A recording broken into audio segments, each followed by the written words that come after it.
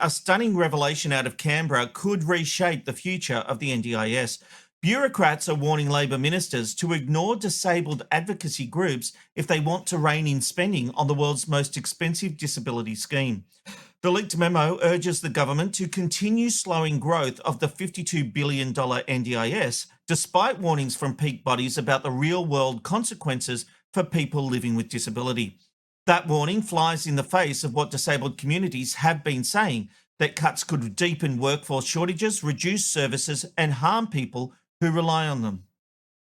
I always get worried about the NDIS because there are always commentators who talk about the rorts. No one ever focuses on how the NDIS is helping people. And look, I know that it's an expensive proposition, but I have benefited from the NDIS. My family has, and I'm such a supporter of it.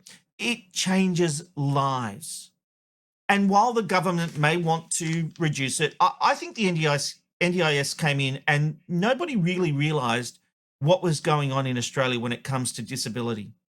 And of course, that is now being expanded because we're dealing with ADHD, we're dealing with autism and many other things that are becoming prevalent. And I think because we're more aware. I think these things have always been around, but we're becoming more aware of them. I'm ADHD officially.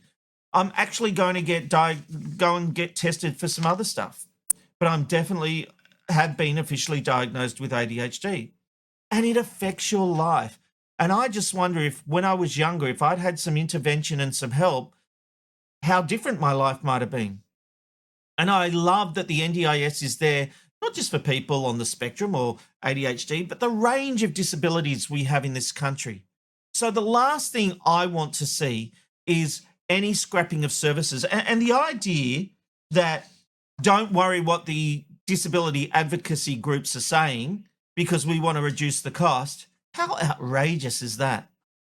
You may reduce costs, but there are ongoing costs to the community. And if you think about some of the things the NDIS does, especially with the way it's helping kids, those kids are learning skills for life, which means they don't become a burden on the welfare system as they get older. That's the beauty of the NDIS in some instances. Now, there's some people who will need the NDIS for their whole life, and that's fine. We should support them. But I hate this reclassification when we go, oh, hang on, you were considered disabled, but now you're not. You know, we've heard outrageous stories of people in wheelchairs not passing requirements and things like that. It's just ridiculous. And look, it is a big number. There are over 717,000 Australians supported under the scheme. And it could cost around $34.2 billion over the first 9 months, or it will, sorry. The scheme did cost $34.2 billion over the first 9 months of 2024-25. But guess what? That's $740 million less than was projected by the Disability Compliance Australia. The growth rate has moderated to 10.6%. That's down 12%. So we're on track to meet the 8% target. You know, our population gets bigger and we're still reducing. But I want to be careful about how we're reducing. I don't want people losing services, and I'll fight. Get rid of the rorters. Come down. If you rort the NDIS system, you deserve to rot in jail.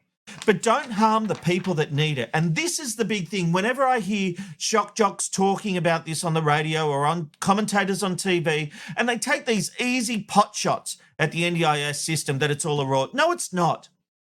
There are so many people. What did I say? How many people was it? 717,000 Australians who rely on the NDIS. You know, maybe less than 1% are rorting, and the people that look after them are rorting. Well, let's put resources into finding those people and getting rid of those out of the system and jailing them. But don't attack the people that need it. There's a big lesson here. Support the NDIS. Our country needs it. Fun, insightful interviews from a washed-up producer with nothing to lose.